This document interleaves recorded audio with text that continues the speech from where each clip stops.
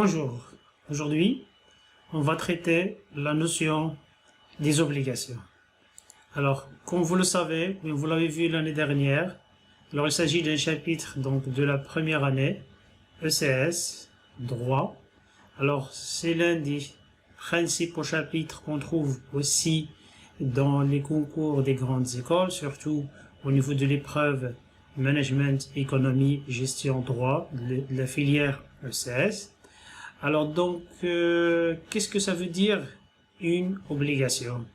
Alors le terme obligation est tiré du mot obligé, c'est-à-dire un rapport liant deux personnes par lequel, donc deux personnes, un créancier et un débiteur, qu'il s'agisse des personnes morales ou bien physiques, on parle des sujets de droit, par lequel l'une s'engage vis-à-vis de l'autre. Donc il y a un engagement réciproque à effectuer une prestation bien déterminée. Alors l'objet de la prestation est déterminé par l'obligation, donc il s'agit donc d'un engagement mutuel. Alors ce qui caractérise les obligations du point de vue de la loi, c'est que l'obligation est un rapport juridique. C'est un lien de droit qui est sanctionné au besoin par la contrainte. Deuxième caractéristique essentielle, c'est que l'obligation, il a un caractère patrimonial, c'est-à-dire on peut toujours l'estimer en argent. Troisième caractéristique, c'est que l'obligation est liée personnelle. Le créancier a investi d'un droit qu'il pouvait exercer contre le débiteur pour récupérer la somme d'argent qu'il lui avait prêtée. Alors, comment classe-t-on maintenant les obligations? Alors, on peut les classer selon deux grands critères. Selon l'objet et selon l'engagement du débiteur. C'est-à-dire, est-ce que le débiteur vous garantit un résultat ou bien un moyen? Alors, en ce qui concerne la classification par objet, alors on peut distinguer trois autres catégories. Alors, on parle souvent d'une obligation de faire. On parle aussi d'une obligation contraire, c'est-à-dire une obligation de ne pas faire.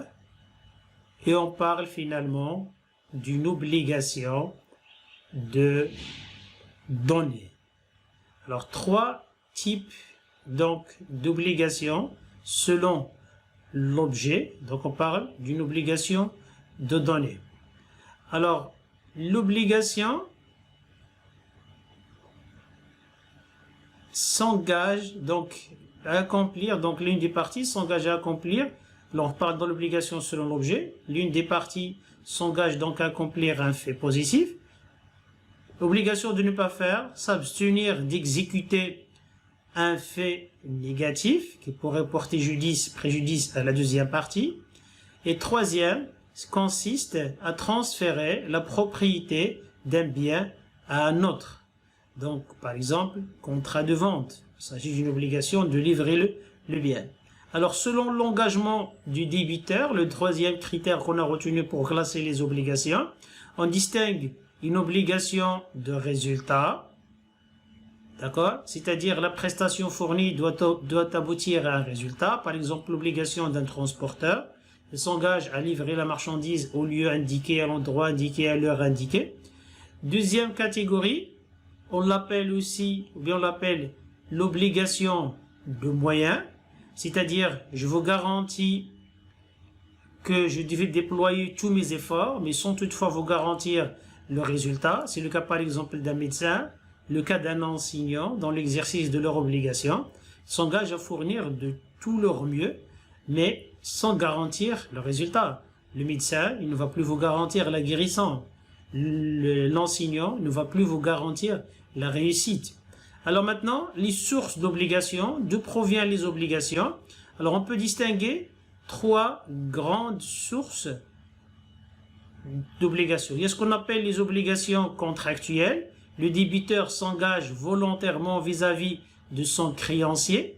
Donc on parle donc d'un engagement contractuel qui est né donc d'un contrat, qui est né donc de l'accord des deux volontés des deux personnes. Dans ce cas, les obligations se sont manifestées sous forme de clauses dans le contrat. Par exemple, dans le contrat de vente, ou bien dans le contrat de mariage, ou bien le contrat donc de travail.